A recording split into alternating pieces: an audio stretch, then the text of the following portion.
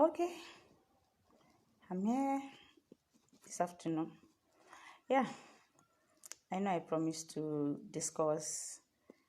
We were discussing pepper production yesterday, the best pepper to produce, and we're discussing the best pepper to produce. We're discussing the best pepper to produce, and I don't know, but quite this afternoon I'm going to change the topic. We can go to the best pepper maybe some other time. But I'm going to change the topic right now. I'm going to discuss the topic that affects all farmers. I'm a farmer, a rural farmer.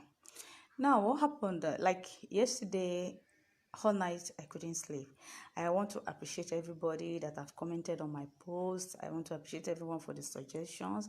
I want to appreciate everyone that has come to put one point or the other. Sincerely, I appreciate you. And sometimes, you see, they say necessity is the mother of invention. I don't know. I should have really felt bad about what happened. Yesterday we harvested, for those people that don't know, yesterday we harvested some cucumbers for the market. And you see, it's like gambling when you are selling your produce, especially when you have bulk. If you have few, you can easily distribute, sell in kgs and whatever. But when you have bulk produce, it becomes a challenge. Imagine I have 40 bags, 50 bags. How do I sell that? And and like the challenge we always have, there's usually no preservative method, as in you can't immediately you're harvesting, you need to get it to the market and you need to sell it. Now you find out that there are people that take advantage of farmers always believe we should always be on the farm and be producing and be, you know what I mean. I want to be on the farm, I want to produce. What we all forget to do, including me, is our market. I try to for my tomatoes, I created a market home delivery, which is a better price for me. But for cucumber, it's still a big challenge. But now, what happened yesterday is a big eye opener, and actually, it's going to bring some kind of change, because right now, I think we are working on creating a better market for fresh vegetable farmers. Now, like for people that are joining me, yesterday, my farm we harvested cucumber yesterday. I contemplate either sending it to Lagos or Ibadan. I negotiated and everything, and I felt Lagos would be favorable for me because the woman gave a better price. I sent it to her. But on getting to her place, on the cucumber getting there, the vehicles got there. We're talking of 11 in the evening, 12 o'clock. She called me that she's not going to buy it. I should take it away. I should just get it out. How can I use another bag? The funny thing, they use feedback for cucumber bag, as in the package. Imagine, no measurement, no anything. You must use feedback, and that's what we supply to the market. And the feedback is written on it 25 kg. But you see, so she insisted, why did I use this other bag? There's a yellow bag I need to use and everything. I told her, I was even explaining to her, there was no yellow bag in the market and everything. She was shouting and said they should just go take it away. Meanwhile, the driver is waiting to offload. He needs to go. My team member is there, right there in the market, and it's somehow I couldn't. She just got the phone, and I couldn't. She handed the phone, and I couldn't. I was perplexed. Where do I take cucumber to at 11 p.m.? 11:30, 11 p.m. in the night? And this is a woman that has been calling me, running after me. When are you harvesting? When are you bringing it? When are you doing this? But now she knows I'm at a crossroad. And okay, where will I start taking the cucumbers to? And Bucky, my partner negotiate, actually was pleading, begging her. Something we've negotiated 5,000, and she knew. She eventually agreed to pay 3,000. That was so devastating. Very devastating. Yes, I've witnessed that. I've had that experience before, but I was thinking maybe this one is something I've negotiated even before I harvest the cucumber, even before I move. Now she has me. Why did she have the key over me? She had me because, one, they are perishable goods. So it means they start deteriorating immediately. There's no way I can take them back to the market and to the farm. There's no way I can get somebody to buy them that evening, that night. She just took advantage of that thing. The second one, so right there, since that yesterday night, I actually couldn't sleep. I actually didn't sleep because I just felt this can't continue. We can't keep doing this and expecting there should be changes. Obviously, it means if I packed another thing next week, even if you go to another market, mile 12, it's worst. As I'm speaking with you, we sold at mile 12 about 2 weeks ago. We are here to get the money, despite that my team member was there when they were selling. The agent said he's here to balance. You can imagine that. We were there in the market together and he didn't drop the money. That is as bad as they can be. So that midnight, that's whatever, everything keep ringing in my head. How do you sort this? I remember 2-3 years ago, I went to Oyingbo market to see if I can get some market day shops.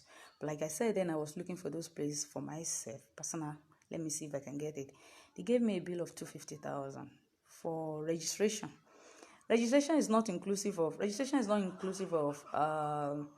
the shops or whatever. You registered, then you now start paying. They now give you a place, a small place. It's not that it's very secured and everything.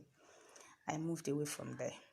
You find out that when you go to our markets, vegetables market, it's the non-literate that are there, and they are extorting us. They are extorting farmers.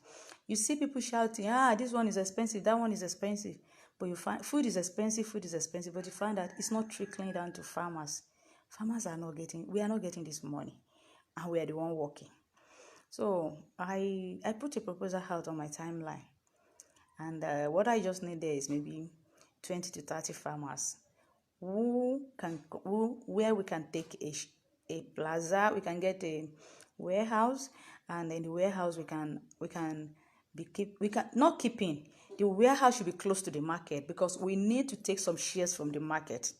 The retailers the woman that took the cucumber has retailers that will come and buy from her. She will possibly sell 6,000, 7,000, while she bought from me, a farmer, at 3,000 naira.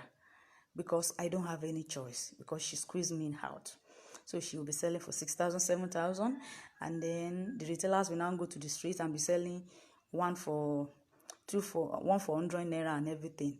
They will also still make money, but the farmer is running penniless, and we still go back to farm to cultivate again. So yes, I'm still cultivating, but we need to find solution to our market. We need to find solution to how we distribute, and that's why I came up with the network, the farmers network. I created, people suggest I create WhatsApp group for it. I've done that. We've been chatting there. Currently we're chatting there. People are discussing right there now. And the WhatsApp group is this. The first thing is this. Look, we're looking for 20 to 30 farmers that will contribute to get a warehouse close to the market. We now network. We do our network, and so that those women, since it's farmers that are supplying that warehouse, definitely they will always get vegetable. If I don't have, someone from my network will have.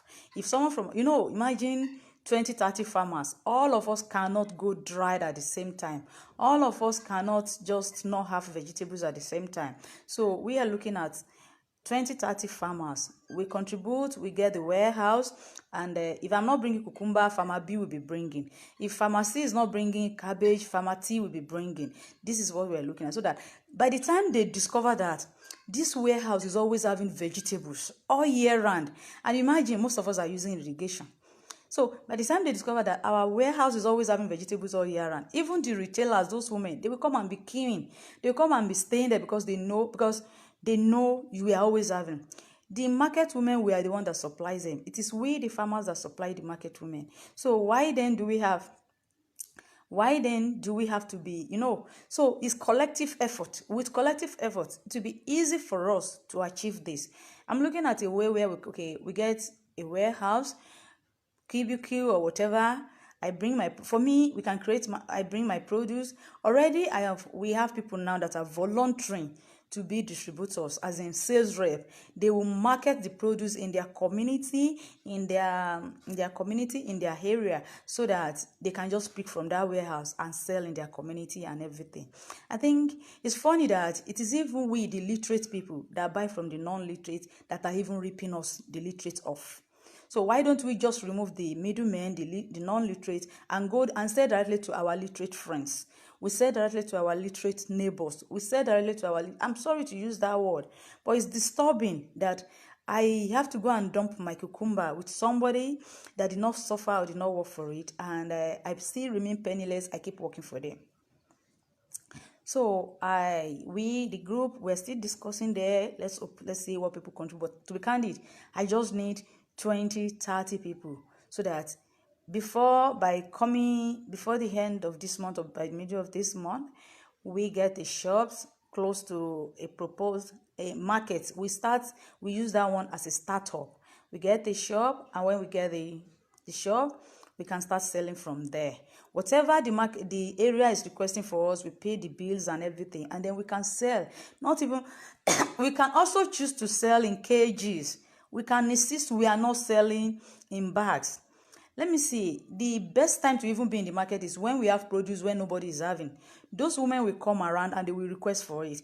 We should start to change the system. What's the essence of our education if the non-educated still have to control us? If we still have to go to farm and why? So we should start.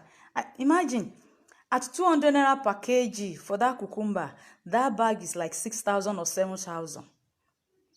So imagine the woman buying at 3,000. That means it's buying at 100, and she's going to, so she gets double of what we sell. We that even produce, we use irrigation, we use water, we use drip tapes, we have laborers, we pay, So how do we, so you find out, so we need to break that jinx. We need to create the market, and collectively, I believe we can do it. Why collectively? If a warehouse price is 500,000, if 25 farmers taking out 500,000 give us 20,000 per annum. If a warehouse, even let's say by adding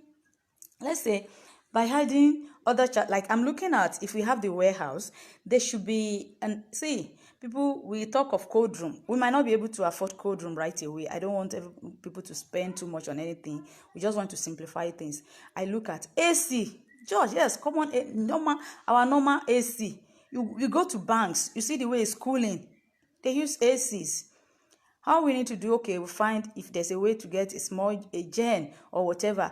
With the ACs, the place will remain cool all the time. Let me give you one gist. Most vegetables, there's something they taught us in one of my trainings.